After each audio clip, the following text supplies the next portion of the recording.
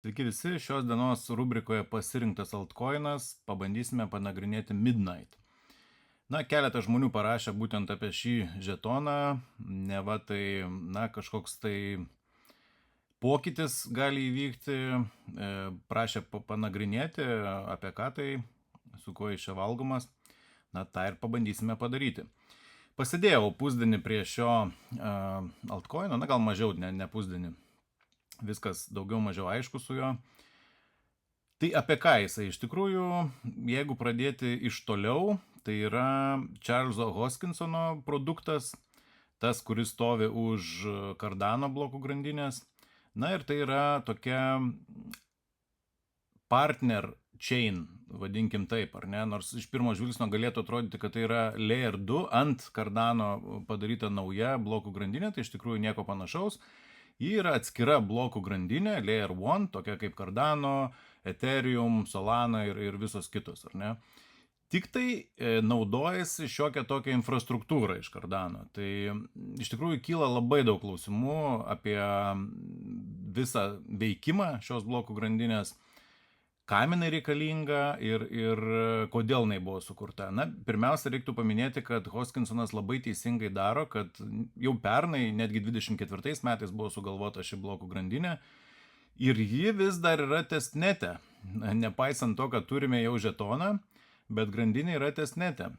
Ir mane šiek tiek nustebinęs dalykas, galima atsidarę CoinMarketCap'ą pasižiūrėti, kontrakto adresus, tai yra ant Cardano blokų grandinės, būtent tas žetonas Midnight, trumpinys Night, ir ant BNB Smart Chain. Reiškia, žetonas dar neveikia būtent ant tos Midnight blokų grandinės, kuri vis dar testnete. Tai iš tikrųjų kelia labai daug klausimų, kodėl žetonas buvo paleistas anksčiau, negu pati blokų grandinė pradėjo veikti. Tai nieko panašaus iš tikrųjų nesu girdėjęs anksčiau, bet yra kaip yra. Matyt, kažkam labai reikia pinigų arba padaryti, kad Cardano ar šiuo atveju ir BNB Smart Chainas turėtų daugiau truputėlį transakcijų. Kitaip aš negaliu paaiškinti, iš kur ta skuba išleisti žetoną ant kitos blokų grandinės, reprezentuojantį dar kitą blokų grandinę. Tebūnie, tegul, pasiaiškinkim, kaip jinai veikia, su kuo jinai valgoma. Pirmiausia, krinta į akis, tai market cap'as. 1,5 milijardo iš tikrųjų yra pakankamai didelis. 50 vietą užima CoinMarketCap reitingę ir tai yra iš esmės Linėja, zkSync, Starkneto, Zero Knowledge, kurios blokų grandinė siūlo tą technologiją nulinio žinojimo, kada transakcijai įvykdyti, bet matyti, kas kur kaip įvyko, ar ne, yra šiek tiek sudėtingiau arba iš vis yra neįmanoma. Ta tokį privatumą suteikia.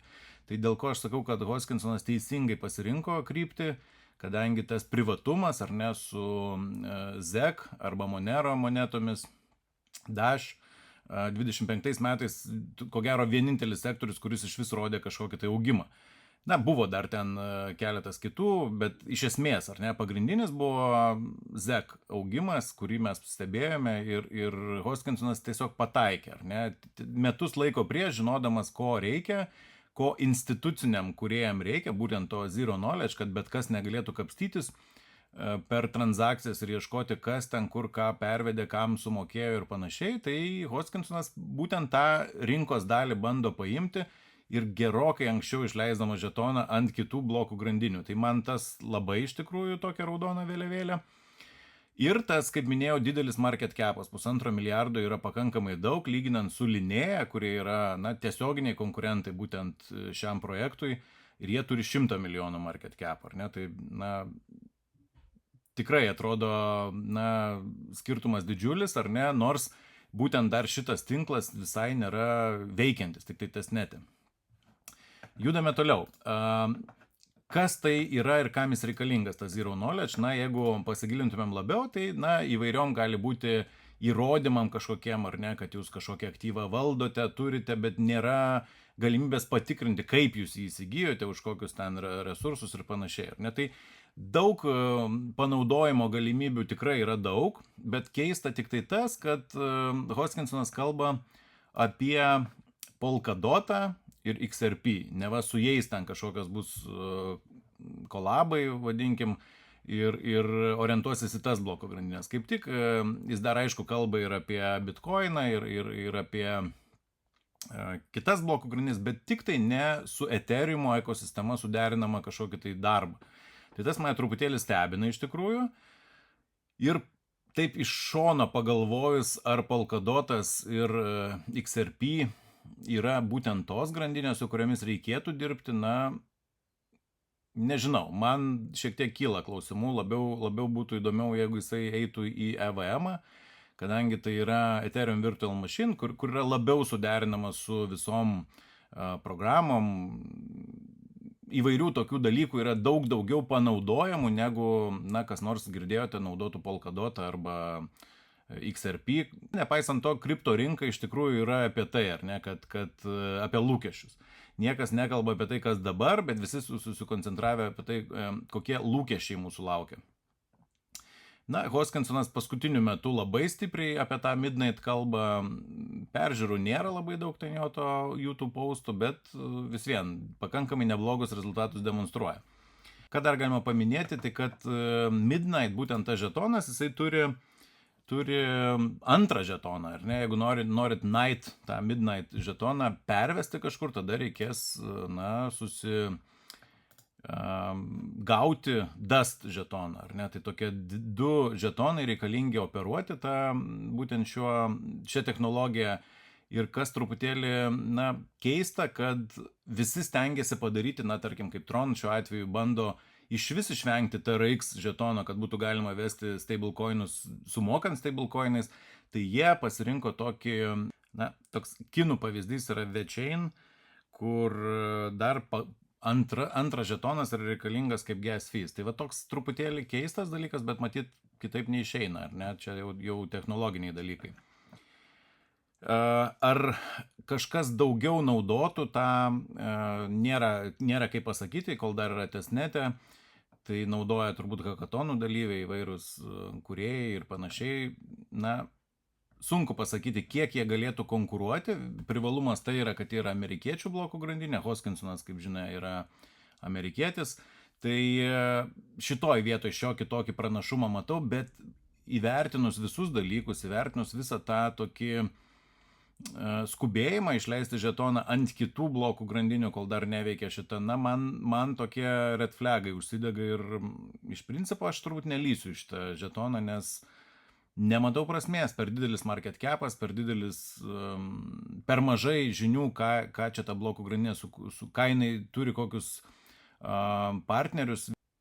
Na, vienas partneris yra pažymėtas, tai Credit Coin, kuris iš tikrųjų, nežinau, vieną pažymėti man truputėlį mažai.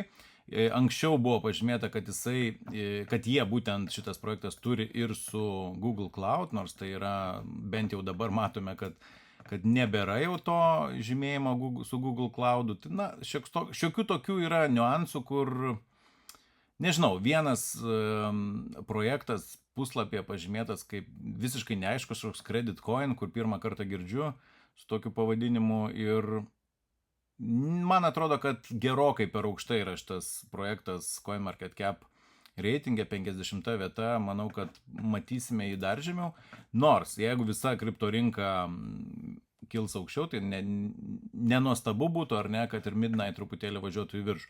Na, ta kaina tokia nuo pradinės, kad nuo 45 centų krito iki 9 centų, tai, na, toks yra truputėlį feikas, ar ne, kadangi pačioje pradžioje dažnai tai būna, kad projektai, na, krenta labiau negu kyla, ar ne? Na, pirmą tą kainą užfiksuoja kažkokią tai didesnę truputėlį. Jeigu pažiūrėtumėm savaitės kažkokius tai rodiklius, ar ne, tai, na, 6 procentai per savaitę, maždaug standartinis toks pakilimas kaip ir visų. Klausimų tikrai daug, prekiauja to žetonų labai daug kas, ką su juo daryti, kur jį dėti ir ką su juo veikti, visiškai nėra nieko, ką galima būtų daryti. Na, tuose centralizuotose biržose galima bandyti uždirbti kažkiek tai. Tai pasižiūrėsime kur. Tai Bybit'e 0,8 procentų ir KuCoinas 4 procentai. Nežinau, mano įsitikinimu liūdnai atrodantis žetonas, galbūt kažkas dideliais kiekiais perka, jų teisė, gal jie žino kažką daugiau, būtų įdomu sužinoti, kodėl jie galvoja, kad šitas žetonas yra vertas ir ateityje duotų kažkiek tai iksų.